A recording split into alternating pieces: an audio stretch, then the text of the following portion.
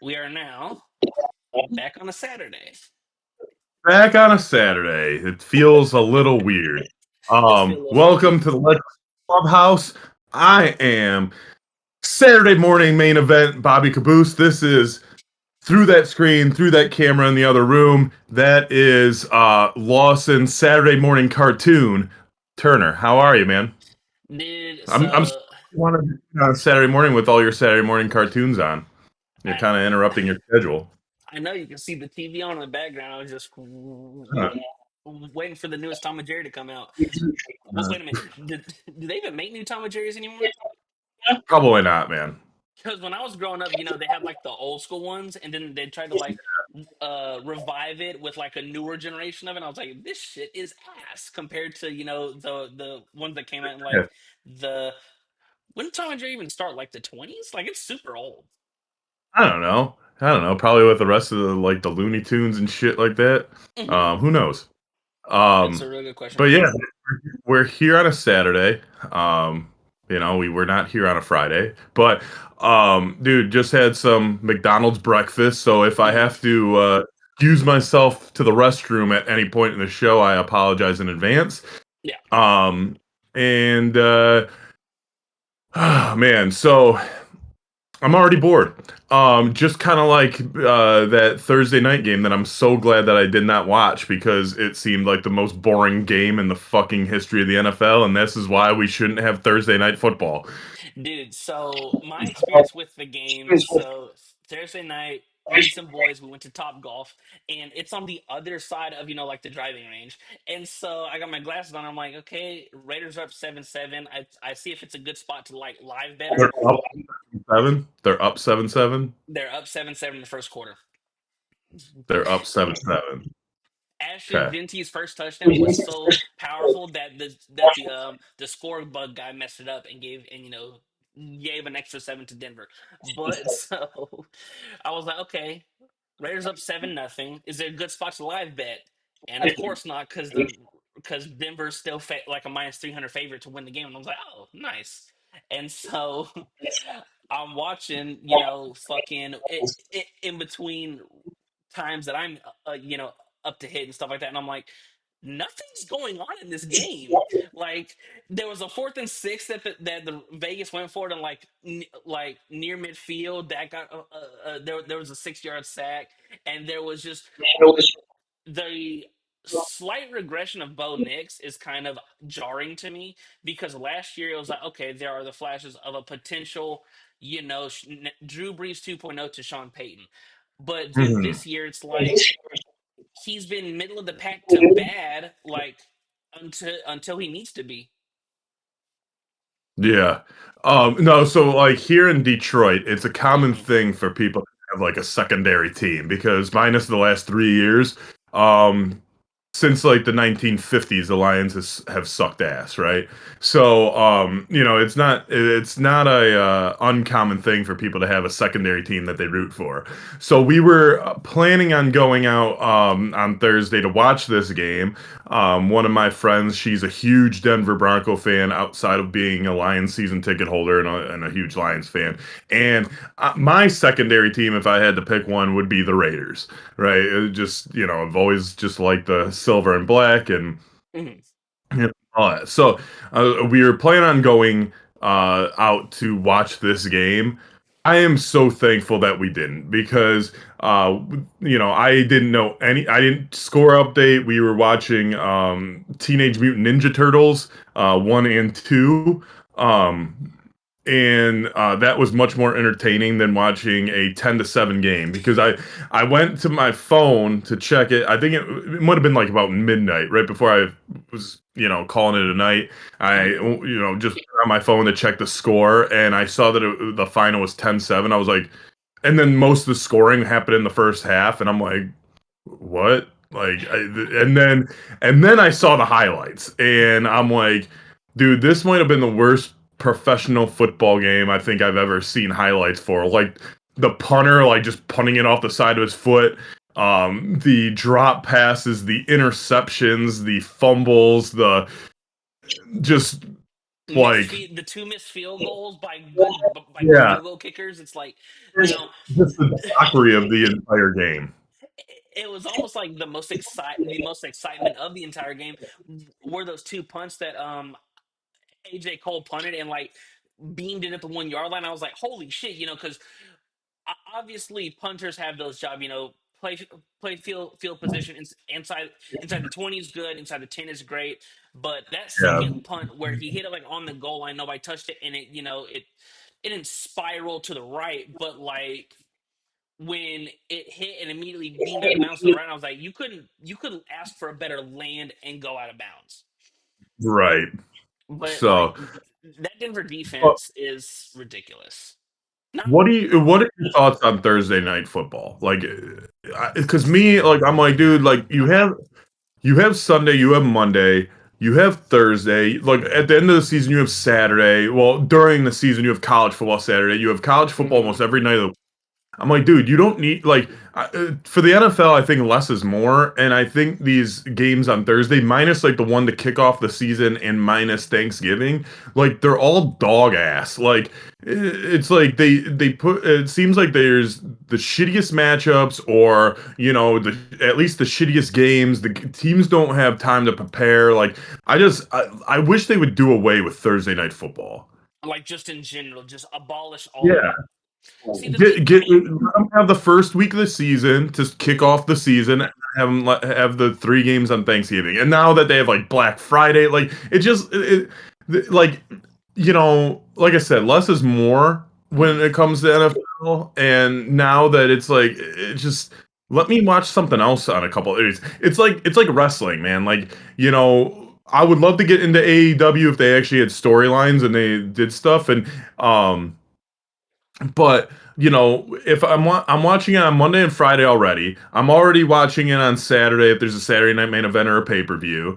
I don't want to watch it on Tuesday and Wednesday, and Mhm. I'm like, it's just too much. I'm like, this is consuming my entire life now, and I don't like. I'll watch. The only AEW I see is like clips from social media. So like, Mhm. it's like I don't need all of that. Like again, less is more. Have all the wrestling on one night or two. Like AEW should just go head to head Monday and Wednesday or Fridays with them, and so I could just flip channels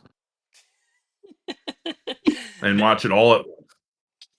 kind of gets some like WWE, WCW like back and forth. Like, oh, Yeah, should we? more type shit. Yeah. My thoughts on Thursday Night Football. Obviously, there are pros and cons to it. Just from a team wise, like okay, if you're playing on Sunday and you have short turnaround on Thursday, that's obviously your short week. However, it could kind of be as well like a mini bye. Like last Thursday, it was the Ravens beating the shit out of Miami, and now both teams are Mhm. playing on Sunday, so they have those 10 days of rest. I'm Right. It's really tough because obviously when they make the schedule, they don't they don't know what teams are going to be contenders, pretenders, XYZ, all that and above. But your divisional matchups on Thursdays, for the most part, um, I like them. The only issue is when you get a situation like last Thursday and this past Thursday, to where it's like, okay, Baltimore Miami was exciting in the first half, and then you look up and Lamar is like 16 for 24 with 4 touchdowns, and Derrick Henry has 115 yards rushing, and it's 28-6, and nothing, and Miami stood very little to no chance. And then you brought it up on Thursday. That might have been one of the worst, just from a viewer's visual perspective. That might have been one of the worst games over the past 6-7 years. Yeah. Well, I just like, do you can you recall any game that stands out that was a Thursday night football or an instant classic? Like, it seems to me like almost every week, either a boring ass game, a blowout, or two teams that you just don't give a shit about. Yeah, I mean, off the top, I mean, the Steelers Bengals one was exciting because Steelers jumped out early, Bengals came roaring back. There was offense back and forth, and then like the 68-yard go ahead touchdown, and then the Bengals stealing it at the end. That was it was what 30. 38, 36. But Mhm. other than that, yeah, like that's a good point. Let's actually go through the all the Thursday games, and we'll see which ones are semi entertaining, because I'm sure we I got a would bunch. do Huh? what I would do to fix this is take the Thursday night game and just double up on Mondays like they do. Because like I don't mind the two games on Monday because if there's one game that shit, you at least have another chance, Yeah. right? Most likely both games aren't going to be ass. So, Hmm. um, you at That's a least good have your point. choice, and especially if they spread it out. Like if they start one at 7 and start one at like 8:15 or 8:30 or even 9 o'clock, then Hmm. I know it runs late, it goes till midnight, but if you're starting at 8:15 anyway, it's usually going till 11:30. So what's another half hour? So it doesn't fucking matter. But at That's a good least you point. have the choice of being like, okay, well, this first game I can watch at least, the first half or so, see if it's good. Second game kicks off, then you can kind of flip back and forth to see, if one's out of control, then you can watch the other one, and if both, then Hmm. you watch Dateline or something. I don't know, but A or Dateline. Monday Night Raw if Hmm. you're a wrestling fan. You at least have some options. I would just do that. I would take away the Thursday game, double up on Monday for the entire season, and just keep those 2 days for the most part. Add your Saturdays when college is done. Add Hmm. your Saturdays to the playoffs. But it's to me the Thursday night game. Of course, I like going out to the bar and watching it. It breaks up the week. I get it, but the matchups, it just doesn't seem like there's good football. Like, because it seems like the play calls too. Like and this might be more up your alley because I don't pay fucking attention. But like the schemes and shit and the play calls, like I don't pay attention to how many times they call. But from reports and things, like it seems like the offense is usually dumbed down their offense Hmm. for the Thursday night because they can't get enough practice Time to in. So prepare. they Yeah. Yeah, so it's like, and again, I'm not one to be like, "Oh my God, they ran, what is it? YZ split banana or whatever the fuck that John Gruden says, all those fucking words. I don't understand what Spider, all those words mean anyway. I'm like, spider, why YZ can't you banana. Yeah. yeah, why can't it just be like Madden where you're like, "All right, single back trips formation slants, bam. Let's go." Like, why can't it just be like that? There are awesome clips of just ridiculously long play calls.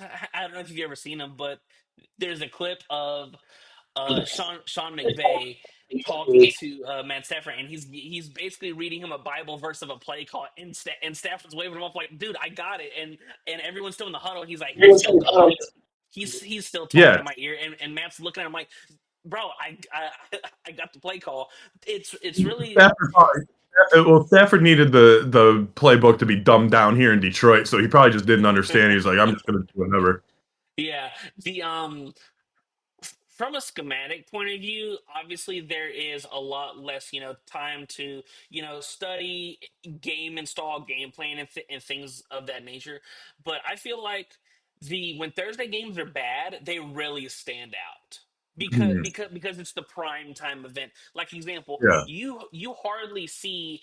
Every now and again, you'll see a bad Sunday night football, but the only reason Yeah. why it is considered bad is because there's nothing else to take attention away. Like Right. example, would I be surprised if there were three just complete blowouts tomorrow on the 1 o'clock slate?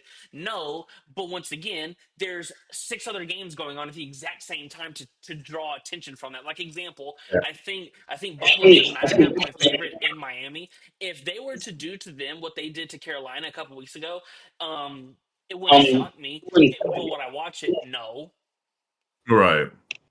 No, Yeah. I agree. Like, and like I said, with the Monday night, at least with the two games, you could at least switch them off. If Thursday, like I feel bad for anyone that watched that entire game on Thursday. Like you wasted 3 hours of your life that you'll never get back, Hmm. to see a 7 game, which, some 10-7 games can be exciting, but Very. like this one did not seem that way. There was, I think, some stat was like, something like 6 of the drives for the Raiders ended with less than 2 yards. Like it's just like, okay, dude, like what am I watching here? Like, like at this point, I'm watching fucking high school football. I'm about Um, to. and I'm I'm a just here because my kid will cry if I'm not from here. from the most middle of the pack stats. I'm going to give you total yards by both teams, time of possession, first downs, and then third down percentage. You ready? So Yeah. Vegas had 217 total yards, 29 minutes and 14 seconds time of possession, 10 first downs, four from 15 on third down, and I think Denver went like the first quarter and like till the end of the second quarter to get a first down, if I remember correctly. Now Denver had 234 total yards, so that's 17 more. They had Yeah. 30 minutes and 46 seconds time possession. They also had 10 first downs and were 5 for 15 on third down. So So if you enjoy punting, both teams were under 234 yards total. mm, So they that's combined for what 20 total touchdown first downs. 400, let's say 450 yards of total offense between the two teams. I hate the guy, but Matt Stafford might throw for 450 on Sunday. Like, Yeah. it's it's just bad. It's just bad football. I don't like it. Can we go through? Can you bring up the Thursday night football games this season and see if Ye- any of them have been All good? right. Yes, I can. I'm gonna go right down the line. Okay, so the first one of the year, Dallas at Philly. Now I thought that was a banger game. Came down to it, even though once again there was Yeah. also the shock factor because Jalen Carter spat on Dak. Yeah. Asterisks though, because that was a good game. I remember asterisks for that one because it's the first game of the year. I said Thursday, the first game can kick off on Thursday Hmm. to get the NFL season ready. So that's the exception. So that's the Hmm. asterisk. So week two, what's going on week two? The Packers beat the shit out of the Commanders 27-18, and through three quarters it was 17-3 Green Bay. Okay, so there's an exciting fourth quarter, maybe, Yeah, Washington depending on how it turned out. But or like Wa- Washington outscored them 15-10 in the fourth quarter. okay. All right, So if if because again I can't remember what happened, but if Washington was able to cut it close at all, maybe. But if the Packers just got on and they were like Washington's scoring garbage points, again, not exciting game. mhm. Not week. We have the Bills beating the Dolphins 31-21, and this was just a basic Josh Allen game. He didn't have a gazillion yards, but he did have three passing TDs. And once again, a 31-21 game. I mean, it's exciting score wise because once again, there's 52 total points, and it's a divisional game, and the the Bills only went up by 10 with 27 seconds left, so they kicked a 48-yard field goal to go up by 10 with But under 30. but like okay, so even if it was a little closer, who in their right mind would have thought the Dolphins would even have a chance? Like I'm sitting here that's a looking. game made for blowout. You know. Tua was 22 for 34 for 146 passing yards. Yeah, like so. All right, let's go on to week four. So far, I'm not impressed. Week four was Seattle winning at the buzzer 23-20 in Arizona. Okay, decent game, but like again, like Seattle there's was up 14 in the third quarter, and then Arizona came roaring back. I like the Cardinals, but I know I'm one of four Cardinal fans, so you And I know, know it's funny because I actually know two boys that are active Cardinals fans, so I know three of the four. yeah. So three of the four. I wonder who the fourth one is. Week It, five you know, was good. Fitzgerald. It's probably Larry Fitzgerald who's the fourth fan. Probably. Then week five was the overtime game between the Rams and the Niners. Okay. Okay, maybe so far I might be getting proved wrong. I'm not sure, but I just don't like the Thursday football. What's week six? Because that's close game division, whatever. That's what I'm saying. Like whenever there's bad primetime games, there's nothing to draw attention elsewhere. Right. You're under a microscope when it comes to the holy hell that game was bad. Yeah. Then in week six, Maybe, maybe that's the fix. Maybe Thursday should just be divisional games. mhm. So every week. then, it, speaking of divisional games, in week 6, it was when the Giants beat the shit out of the Eagles 34-17. Yeah. Mm-hmm. So, but usually divisional games are usually closer than normal games because the teams just know each other and 100%. whatnot. But And going into the game, the Eagles are favored by a 7.5. So it's like that's a 24.5 point swing. yeah, Hmm. so And that was uh, also the week that Cam Scadley had 3 touchdowns, and of course I went up against him in fantasy. I remember. you Yeah, know, this shit triggered me. And then the week after that was the 33-31 Steelers Bengals game. Week after that was when the Chargers beat the dog shit out of the Vikings. And then it was the Ravens blowout, and then this past Thursday. Next so I mean, Thursday, oh god, next Thursday doesn't get much better. The Jets are going to New England, so yeah, yeah, Drake May is gonna destroy them, but yeah, so we're hitting at about a 50%, mhm, and so like I said, man, like, I know people like football, people look forward to Thursday night football, whatever. I just think it's too much. I would rather, even if you have the same results, I would rather just put them on Monday, have two games because, to isolate the game, like Sunday night will never have two Sunday night football games, right? Or at absolutely least not. wouldn't think so, right? But they make sure that they're prime time. Like, I mean, they're not going to put the Jets on Sunday Night Football, or they're not going to put the Browns on Sunday Night Football unless it's towards the end of the season, it's a flex game and it means something. Hmm. I remember, when, uh, you know, Cleveland fucking sucks. I'm just going to say that because, th- they try to they're like, okay, so I'm wearing Michigan State right now, right? Hmm. Michigan fans will, all usually refer to Michigan State as, little brother or whatever, oh, we'll let little brother have a chance. That's how I feel about the Cleveland Browns to the Lions. Cleveland's our little fucking brother because when we go 0-16, they can't let us have something, so they have to go 0-16. But regardless, my point is when the Lions were 0-15, I remember there was talks about that putting them on the flex Sunday night primetime game for the last week of the season because they would make history if they went, 0-16. Hmm. And which they did. But then, of course, a couple years later, the Browns can't let us have anything, and they're like, "Well, we want to play too," and they go for 16. uh, Yeah, so they can't even let us have our own record. I kind of jumped But ahead. Oh, I'm sorry. Continue. go ahead. I I was was just gonna say, man, the Lions would have been flexed to that, and that's the only time a shitty team should be on Sunday Night Football.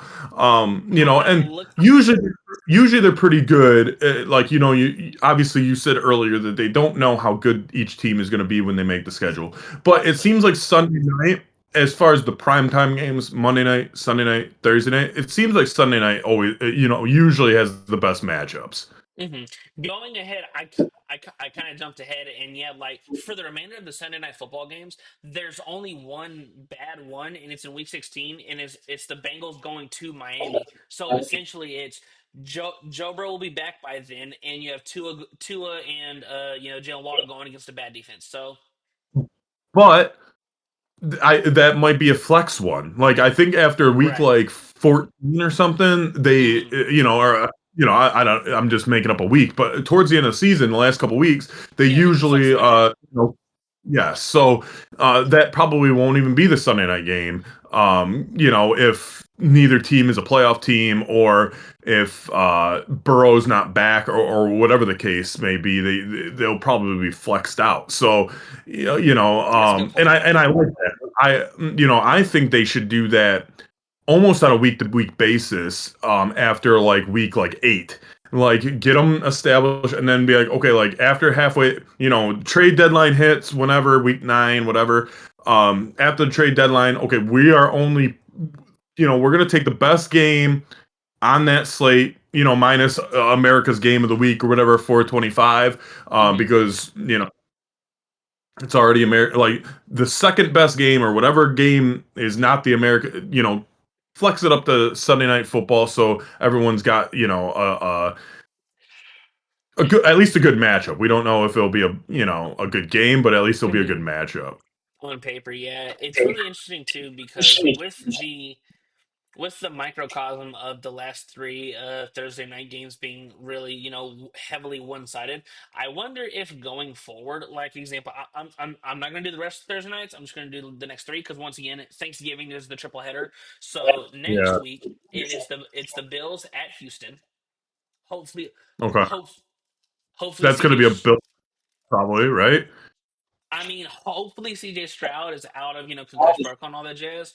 And then the week after is actually the triple header, so I'm going to toss that one out because once again, whenever there are and another thing, it's very rare that all three Thanksgiving games are bad. Like there are a handful that can get out of hand, but they're all Oh, entertaining. dude, the only reason that they have a Thursday night game on Thanksgiving is because the Lions fucking sucked for years. Like I remember there was petitions going around, like to take the Lions off of Thanksgiving, when they were, because they'd get crushed every year. Like it was like, okay, you got the Lions getting their ass beat at noon, and you got the Cowboys, and that was it. And they, instead of, I think that was their little like compromise. Like, okay, we're not going to take the Lions off because um, the Lions, I think, were actually the first team to ever play on Thanksgiving, and they made that a tradition. And then, the owner at the time, back in, I think it goes back to like the 1930s that they started playing on Thanksgiving as a tradition. Cowboys followed, and so that's why they were always able to do that because the owners wanted to, and Hmm. they wanted a tradition for those two cities.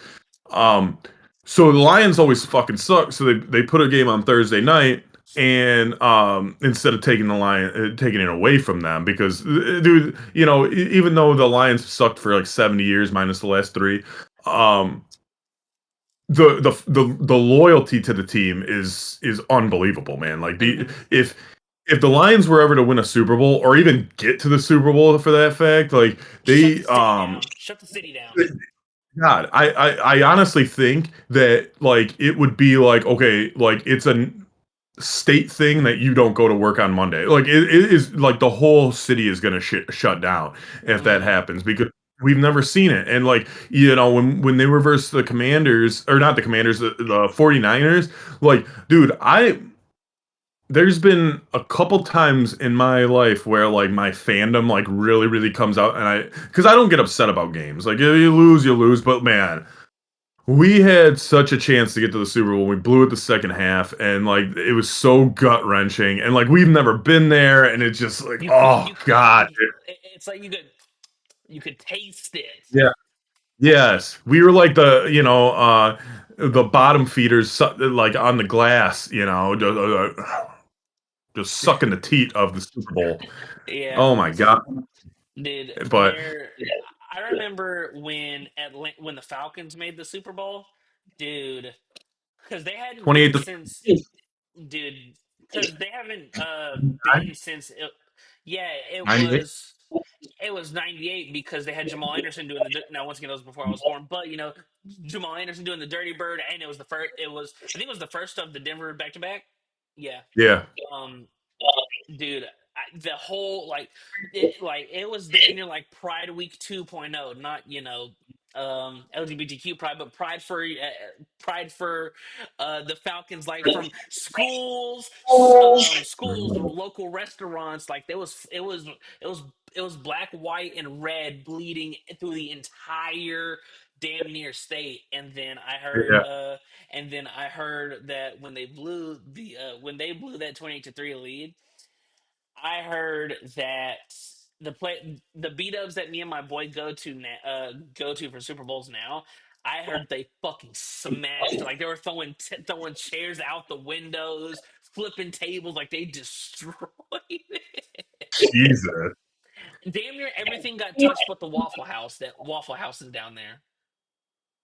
Well, yeah, Yeah, that's like Atlanta, you don't mainstay. dead ass. You don't touch the Waffle Houses. No, don't touch the Waffle Houses, dude. Don't touch the Waffle Houses. actually December 4th. Your Lions are playing the Cowboys at home, so there's a Thursday night game. What, December 4th? Yep, you Jay-Z's guys are the birthday. Thursday. Hmm. We're gonna win it for Jay-Z, even though he's not a Detroit native. Could you imagine locker room? Let's do this for Jay Z. We're like, what? Dude, so speaking of the Cowboys, fucking homeboy, um, committed suicide after getting a touchdown, man. Well, do you know any? So I only heard the tail end of this story where like they had like a search and like drone search for him. Do you know what happened? I remember I was I was writing an article when it broke on over my phone, and I was like, 24. I felt like I just heard of like his name was really familiar. I was like, I feel like I just like saw a play or something crazy. And he was the one in the Cardinals game that recovered that block punt for the touchdown. And I was like, wow, dude, that's fucking just you don't like to see death on anyone, especially young athletes, because it's like, dude, you're I'm 24. He's Hmm. 24. It's like it was just so surreal, dude. And like I just kept constantly trying to find. I was like, okay, was it like a freak accident? Was it a an aneurysm, a heart attack? Was it just something? And yeah, it really just goes to show that like you could be essentially on top of the world. Now, once again, scoring a touchdown in the NFL is ridiculously hard. I know I've only done it like 3 or 4 times. Being a defensive player to score a touchdown is you're in the now defensive touchdowns get special teams get scored more often than you would think, but there's still like just this many. You only get so many chances for the possibility to do that, and the fact that he did that on prime time and then he committed suicide a couple days later. It's like it really goes to show that you don't know what anyone's going through on the inside, because from an outside perspective, oh, very young, promising player, just scored his first touchdown of his career. Now, it could have been his only touchdown of his career, because defensive players don't have too many multi touchdown careers. But it's just like, damn, dude, it's so sad. But do you know what happened? Because like I said, like there's I caught the tail end of the news, and it like from what I heard was they were looking for him for like drone coverage. They were looking for him and stuff, and I don't know what happened. If I remember correctly, and if not, I apologize. The I think I read that police had been called due to like an altercation, and they wanted to just go in, assess the situation, and see, and he wasn't at the house, and Okay. so and that's when I guess the search began. But Yeah. I haven't done too much digging into like what actually happened and things like that. But it's just it's a super sad situation when things like that happen, because you don't Absolutely.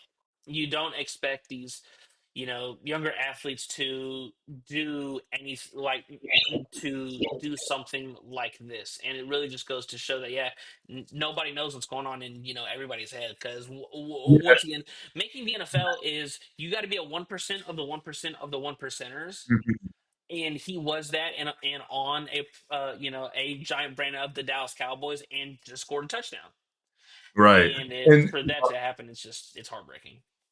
Aiden Hutchinson had come out and said that because he had some words with the dude, and like it was like he had said something about like the weight on his shoulders or whatever, and or along those lines. I don't know the exact quote, but it was something along those lines. And like Aiden Hutchinson was like, I thought he was talking about the game, but he's like, obviously, I think he was talking about something a lot deeper than that. So Hmm. it was kind of weird, cryptic, like, oh my God, like that's kind of fucked up, like if you think about it that way, and what ended up happening. So yeah, man, it's super sad story.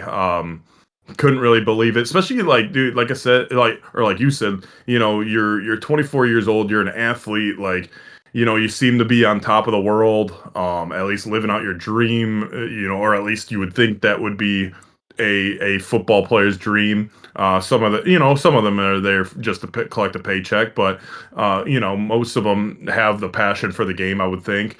But yeah, man, you just never know what's going on inside. And that's why you treat people, the way you want to be treated.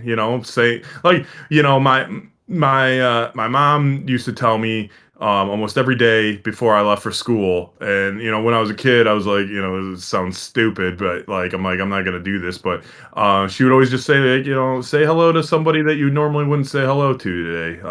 It might make their day. You never know what's going on in personal life or their home life or whatever. And I'm like, Mom, I'm not gonna go say hi to some loser that I don't like.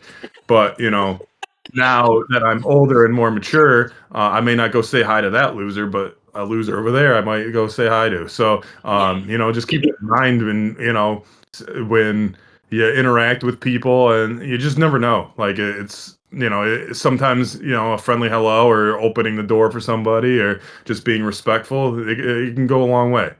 because you never know. Like, uh, good point. It's like you never know what anyone's going on in their home life, personal life, romantic life, financial life. You just never know. And the fact that he felt that was the or I once again I assume he felt like that was the only way to lift his burden from himself. Yeah, It's so heartbreaking to see something like that happen. I agree. Anyway, let's get on to some more like Some uplifting mhm. uh shit. I don't know where to go from here. It's a fucking Saturday, dude. Why are we doing this on a Saturday? Because Lawson was out till 3 in the morning on Thursday. Dude. But you don't sleep anyway. We call you no sleep Lawson. Wait a No minute, sleep. Ew. Lawson. that's a classic song. Sports grid. Um, who did the Lions? Oh, y'all playing the Commanders? Oh, y'all gonna beat the hell out of them. Yeah, we were the fighting Mariotas. I was Um about to say, speaking of the Commanders, did you see Jaden Daniels? Like he not gonna need surgery. He's not gonna go on IR because there was no ligament damage and everything like that. I did not see that. It looked like his fucking arm snapped in half, so I'm very shocked. Bro, it was genuine. Like when I was watching it, I was like, his shit Yeah, snapped. And, yeah, and then for it to come out, I think yesterday, 2 days ago, that doesn't require surgery. It's a dislocation, not a break. No ligament damage. And I'm like, for as nasty of a elbows don't bend that way. And the fact that So they're not even placing him on IR and they're just going to keep reviewing him week to week, I'm like, what the fuck? yeah. So okay, right now the quarterbacks of that class, Jaden Daniels, Caleb Williams, Bo Nix, Drake May, and Hmm. isn't there a fifth? Or is I it don't just the remember. four? I know those are the four predominant ones. Okay, so last year it was all about Jaden Daniels and how he's going to be the best quarterback of this class. Now this year it seems like everyone's like, no, it's going to be Drake May. So out of the four, who are you starting a franchise with, or who do you think is going to have the best career? It's really tough because I was such a sure no doubter that if they get the coaching and organization around him, I think Caleb Williams can be a beast. But the thing is, it's like you're in Chicago, and Chicago just historically doesn't do offense well. Yeah, And then and then the I had a slow 4,000 yard passer, no, which is which is in fucking insane. and like I'm not saying that like Jay Cutler was a top 10 quarterback, but Jay Cutler was nice. Jay He Cutler was was. nice, There was times where, and people are gonna think I'm fucking batshit crazy, but there was times where I would take him over Stafford. dude. Like, bro had eh, look at his tape when he had Brandon Marshall in Denver, and then before Brandon Marshall, and then them and Alshon Jeffrey with the Bears. It's like bro had a cannon. He just didn't give a fuck. Yeah, yeah. But to answer the question, right now I would probably go. I would probably go Drake. The thing is, his jump from year one to two is ridiculous. I think the highest ceiling are, Caleb and Jay Daniels just by now. Drake may had some has some wheels. I think last year there was a crazy stat where on yards per rush by quarterback he had like 9.7 yards per rush, which is ridiculous. But the thing is, it's like the Patriots were so bad last year that it's like, oh well, we're down 30. I got to take off, and obviously no one like kind of cares. It's just keep everything in front. Yeah. But yeah, I'd probably say Drake May. Like from what he's shown me this year, it's still a lot early. I am more pro dominant because the rule of thumb is give a quarterback by Thanksgiving of their second year, you'll know what they are. I'm more give me 2.5 years over the year and a half. It's just playing, assuming you come in as a day one starter, even if you play 25 games, like you're still just scratching the surface. Who I would you take? think I think Caleb Williams, if he stays in Chicago, will be a bust. Um, if he spends the majority of his career in Chicago, like you said, like Chicago just doesn't produce good quarterbacks. I don't know if I don't know if it's because it's the Windy City and towards the end of the season that you just can't throw the ball in Chicago because there's got to be a reason why they've never had a 4,000 yard rush Hmm. or passer. You would think like similar to like a backing your way into the playoffs. You would think that you would back your way into a 4,000 yard season at one On point, but they have accident, especially with how right. the NFL has turned into like we're going to throw it 35, 45 times a game. Adding an extra game, like crazy, right? So I think if he stays in Chicago, you think he's going to be a bust. I did not like the pick for Chicago in the first place. I would have kept Justin Fields. I know that sounds crazy, but I would have kept him. You would have had the first, and I think they picked two people in the top 10, right? Because Yeah. they picked that receiver as well. Um, I would have picked the best two offensive linemen available. Hmm. You could have beasted up your offensive line. Justin Fields could have had plenty of time to throw. You again, Chicago, you don't need a 4,000 yard passer to be successful. They've been successful in the past. I mean, they're kind of one of those franchises too that you think the Chicago Bears have like a historical history. They really don't. They have like the '85 Bears who were like dominant, and that's pretty much it. So I that's what I would have done if I was in the Bears situation Hmm. with Caleb. So I don't think Caleb's the answer. Jaden Daniels had a great last year or rookie season, but he's also 25 years old as a second year player or whatever. Yeah. Again, it's only a couple of years, but the guy that I know Drake May's having a great season this year, but my bold ass prediction is Bo Nix, dude. Like I liked Bo Nix coming out of college. He had one of the highest completion percentages, and that's what I look for in college. If you can Hmm. throw, if you complete passes and you're accurate, you're probably going to be able to play in the NFL. That's one stat that I know the windows are a lot tighter in the NFL, but if you have that high of a completion percentage in college, take off maybe 5 to 7 points and you're still pretty high in the NFL, and then you just continue to get better. I Hmm. think with Sean Payton as the coach, I think he is probably the right guy as far as like a quarterback guru to get this guy going. He's had a very good he had a very good rookie season especially towards the second half of the season last year. Hmm. And this season, he's got Denver in a great position to make a good run for the playoffs and possibly win a game or two in the playoffs. So, and he's mobile. So I'm going with Bo Nix. I think he maybe not statistically the best career, but I think he Yeah. will be the most successful It's because interesting. of the situation that he's in, especially with Mhm. Denver's defense.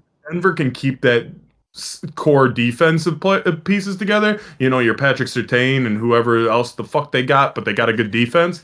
You know, Yeah, it's really interesting too because like that's the definition of the complementary football. Because Bo Nix, like he'll have just bad halves, quarters, and then they've squeaked out a handful. Now this year they have beat up a bunch of bad teams, but the 14 point it was what 14 15 point come around Hmm. against the Eagles in the fourth quarter.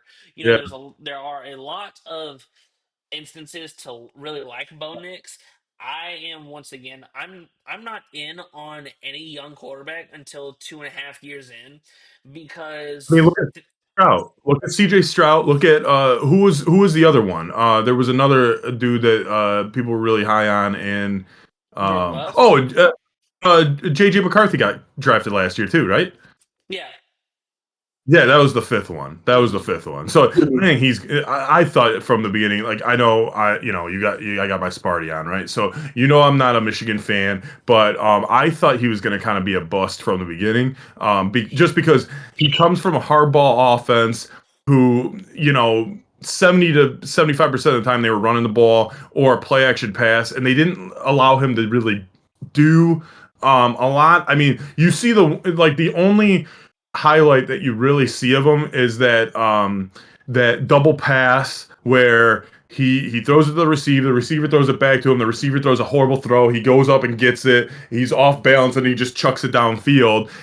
Dude, that's a one in a million play, Hmm. and ballers can, like, you, even if you're not a superstar, sometimes a superstar like play falls in your hands and you just, like, look at Odell Beckham, dude. He made his career off of one catch. Like, for real, like, he made his career off of one catch. Like, Dude, you know, I obviously he had decent years after and, decent plays, but that one catch solidified his entire career and he didn't have to do anything after it. Same with, I know that's this is more of an extreme example, but fucking David Tyree with the helmet catch, right? Like, mhm. I mean, I know he was a tight end, and he wasn't, as involved in the offense as Odell was throughout his career. But He like was also cut sometimes, the next dude, year. like sometimes you just sometimes you just luck out on making a great play, you And know? people forget David Tyree was also cut the next year.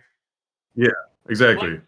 it's so interesting too because like that's why when Stroud was amazing his rookie year and it's like, oh, arm strength, intangible size, solid mobility. I was like, can we simmer down a minute? And then you see what happened in year two. And the Oh, thing that Jordan Love is the other one. I mean, I think he's been better than CJ Stroud. But like after year one, they're like, "Oh, let's crown him the next Favre or Rodgers." Like, dude, slow your roll, man. Like, these you teams obviously don't have tape on you. you're Let the also NFL adjust, you're right? also comparing Jordan Love to two of the top 10 best quarterbacks of all time. Right. So it's like you already luck out from going from Favre to Rodgers. You think you're gonna strike gold again by going from Favre to Rodgers, and Jordan Love's gonna end up being a top 12 quarterback ever? Like, Yeah. pump the brakes a little You bit. know, The want to know one of the worst takes ever is me saying when the Lions selected Hendon Hooker that this could be a Green Bay Packer type move, where he sits behind Goff for a couple years and then he's awesome. I remember when the Steelers drafted Panthers. I, I, I got one. I remember when I got two really good ones. I remember when the Steelers drafted Josh Dobbs out of Tennessee, and I was like, "Oh, I remember him because he beat Georgia on that Hail Mary. This kid's gonna be great." And he fucking was dog ass. And then I, Alopecia? huh? Is he the dude with alopecia? Yeah, he's got no hair nowhere. The No. and then the next thank God I wasn't GM at the time. When we drafted TJ Watt at 30th, I was so like, because at the time I wanted a DB and I wanted Kevin King, but they took TJ Watt, and I was like, oh, we got another pass rusher. We already have, like James Harrison's old. We got Bud Dupree on the other side. Our D line's lit, but we got another one. And then I remember his first game he against Cleveland, he had two sacks and a pick, and I'm like, oh, my guy. And then Kevin King Dude, ended up being Kevin King. I I was so mad that year because I wanted the Lions to take TJ Watt. And and because TJ Watt, I don't feel like he was like super highly regarded. Like I feel He just like kind of went under the rug yeah, and I'm like my dude, I had stupid bullshit reasoning why I wanted him, but it would have because he's ended his up brother. That's why. yes, and because big white dudes that play defensive end that have motors that don't stop are good, like the Bosa brothers. And when you have an older brother like JJ Watt, or I don't know which one's older, Nick or Joey Bosa, but when you have an older brother that's in the league, you're not, you got to think about the off season, dude. They're training together. You have a guy like JJ Watt who's like I said, like all gas, no brakes, fucking yeah, doing my fucking Jacob Fatu, you He's a know, freak. yeah, like you don't like that's embedded in them, dude. If Aiden Hutchinson had a younger brother that played football, I would draft him because he's gonna be training with his brother. His brother's already in the NFL. He already knows like the workout routine, the eating How routine, to handle yourself the off the field. yes, and you're like, okay, this dude, and and then you have your little sibling rivalry. Like, okay, I want to be better than my brother, so this is what I'm gonna do. And like, I was like, this is the one guy in this draft, and I forget who the Lions picked. The guy I want to say like it was like Eric Ebron. I'm sitting here looking at it, and after you're done with your rant, I'll tell you. Okay, so and I'll probably be pissed about who they picked. It was probably Ziggy Ansah or it was around that era, I think. Um, anyway, I was like, this guy, if there's a can't miss prospect in this draft, it's fucking TJ Watt, dude. Like, I know we needed a defensive end at the time because when don't you need a defensive end? But who did the Lions select so I can get really pissed off? Jared Davis, linebacker. Yeah, You out of want to know Florida. how? You want to know how long he played? Till 3 years. 2022. Till 2022, and that was the 2017 draft. No, yeah, 5 years. Sorry. Hold on, I'm about to see if all of them were with Detroit. He spent his first 4 years of his career in Detroit. Then y'all didn't y'all didn't pick him his fifth year. Then he went to the Jets, and then in 2022 he was on Detroit again for three games. Didn't start any of them, and then played for the Giants, and then retired. So, what pick was he? He was the he was the 21st pick. Yeah, I knew I was gonna say 20. It was between 20 and 22, somewhere in those three picks. And I remember being like, I just pick TJ Watt. Like again, dude. Okay, so they end up picking a bust in Davis, right? Hmm. And why not? Well, again, I'm not the smartest man in the room. I never claim to be, right? And they say if you are the smartest man in the room, get another room to stay in because Yeah, you know you want to be able to learn, right? You don't want to just be around all dumbasses. Well, guess what? I guess I would have been the smartest man in the room in the fucking Lions front office because again, how do you miss on TJ Watt? Like it's like you see the proof in the pudding with his older brother. You see his work ethic. You see that he's one of the most dominant players in the NFL at his position. And you don't think his brother, it's not like a quarterback position where you're like, okay, I have Peyton, who's one of the best quarterbacks of all time, and you have Eli, who is he's decent, right? he's a I mean, he's fringe Hall got of two Famer. Super Bowl. Yes, yes, but quarterback's a lot different because a lot of it's up here. Hmm. You're not just fucking It's um up here and not up here. It's up here, not yeah, up here. you're not a Neanderthal just fucking wanting to kill people, right? And but not to call the Watts Neanderthals, but hey, they're closer to Neanderthals than a quarterback, right? So They both they can just ball. want to yes, they just want to rip the head off the fucking quarterback. And I don't understand. Sorry, I got distracted.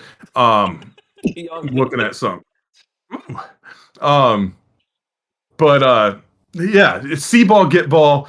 And I feel like he is in the last at least 10 years, probably the most like, not top, five picks in the draft. Like, hey, I can, but the most consistent or easily prospected guy that you could have drafted in the last 10 years.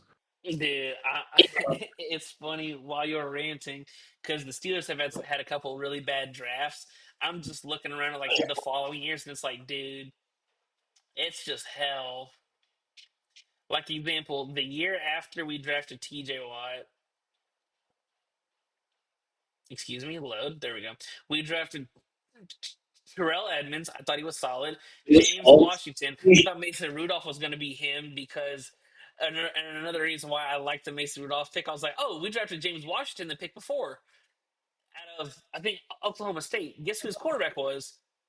Mason Rudolph. So I'm like, okay, we got a little, 1-2 dynamic. Already got chemistry. We got Chuck Sephora, who or Chuck Okorafor. My bad. That brother sucked. I'm so happy he's not on my team anymore. In Tennessee. God, the shitter. Then we had Marcus Allen, the safety, not the running back. Jalen Samuels, who was nice for for what he was. Then Joshua Frazier, D tackle. Next year, oh my god, I'm gonna throw up. This was the year we traded our first round pick next year into the top 10 and got Devin Bush. Now, granted, Devin Bush was great his first year. Yeah, he was really good, and then he tore his knee up. He tore like his ACL, MCL, about midway through. I don't know. I don't remember if it was his rookie year or second year.